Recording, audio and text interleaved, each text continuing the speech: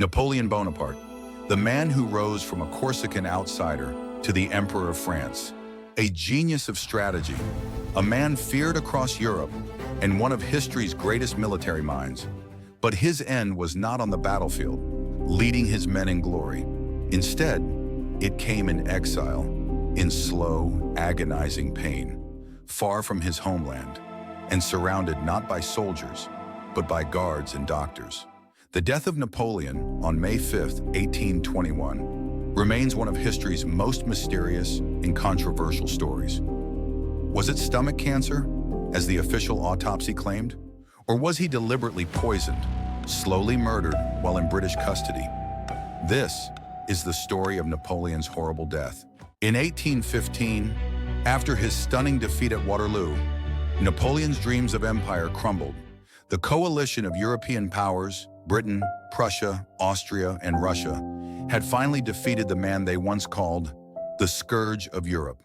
The British decided to remove him from the stage of politics once and for all, but they feared if they kept him in Europe, he might escape or rally followers. So they chose a prison unlike any other, St. Helena. St. Helena was a tiny volcanic island in the middle of the South Atlantic Ocean. Nearly 2,000 kilometers from Africa, remote, windy, and surrounded by treacherous seas, it was considered escape-proof. In October 1815, Napoleon arrived on the island under heavy guard. His new palace was Longwood House, a damp and drafty building, plagued with mold and poor sanitation. The climate was humid, the food monotonous, and the British governor, Sir Hudson Lowe, kept Napoleon under constant surveillance, from emperor to captive. Napoleon's world had shrunk to just a few square kilometers. Napoleon's daily life on St. Helena was monotonous. He spent hours reading, dictating his memoirs to loyal companions, and walking in the gardens when the weather allowed. But mentally, the once powerful emperor struggled. The isolation, the humiliation of captivity, and the endless disputes with Governor Lowe took a toll. Lowe limited visitors, restricted correspondence, and made Napoleon's exile as uncomfortable as possible. Over time, his health began to falter. He complained of fatigue, loss of appetite, and stomach pains. To his companions, it seemed the great conqueror was slowly wasting away. By 1819, Napoleon's decline was obvious. He suffered from recurring stomach cramps, vomiting, and weakness. His legs swelled, and he often stayed in bed for days. Doctors were summoned, but their treatments were primitive and often harmful. He was bled, given emetics, and dosed with calomel, a mercury-based medicine that could easily worsen his condition. As the years dragged on, his symptoms intensified. Witnesses described him sweating, doubled over in pain, and vomiting black material that looked like coffee grounds, a sign of severe internal bleeding. In the spring of 1821, Napoleon was bedridden. His face became pale and thin, his body frail.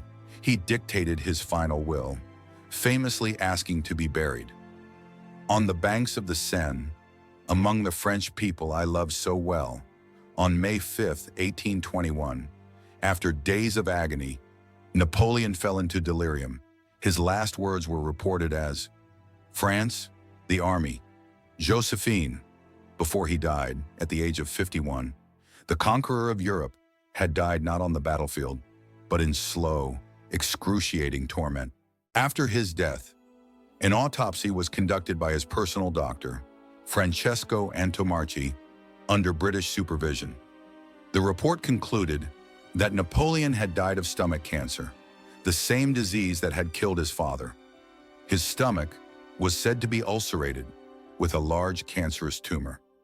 This explanation seemed reasonable at the time.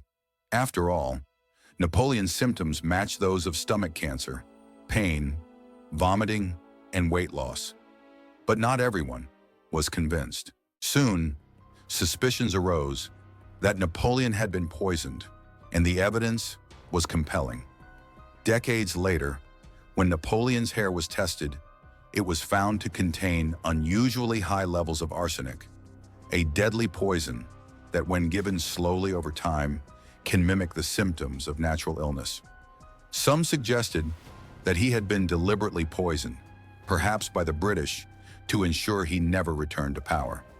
Others accused Governor Hudson Lowe of plotting his slow death. Another theory emerged. Napoleon's own environment was poisoning him.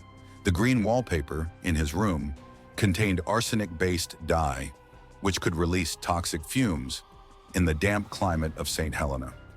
Breathing this in daily might have contributed to his decline. To this day, historians and scientists continue to debate the truth. Was it cancer? Was it poison? Or perhaps a mixture of both? In 1840, nearly 2 decades after his death, Napoleon's body was exhumed and returned to France. To the shock of witnesses, his corpse was astonishingly well preserved, an unusual detail that only fueled suspicions of poisoning. After all, arsenic can sometimes act as a preservative. His remains were laid to rest with honor in Paris, under the dome of Les Invalides, where millions still visit his tomb. Napoleon's death remains one of history's great mysteries. Officially, it was cancer, but whispers of arsenic, conspiracy, and murder have never disappeared. Napoleon Bonaparte, the man who crowned himself emperor, who reshaped Europe, who once dreamed of global conquest, died alone, in agony, on a remote island. Perhaps it was fate, perhaps it was murder, but one thing is certain: even in death, Napoleon's story refuses to fade into history. It continues to haunt us 2 centuries later. I hope you like this documentary video. Please subscribe, like, and share.